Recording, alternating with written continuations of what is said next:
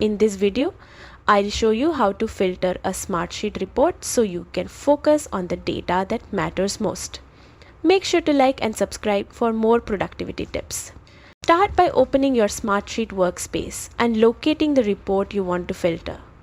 Click to open it and then move to the top of the interface where you'll see the Filter Criteria button.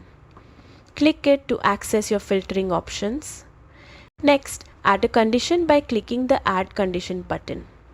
Choose the column you want to filter, like status, due date, or assigned to. Then set the criteria. Options include is one of, contains, is blank, or more specific choices like is greater than or in the future.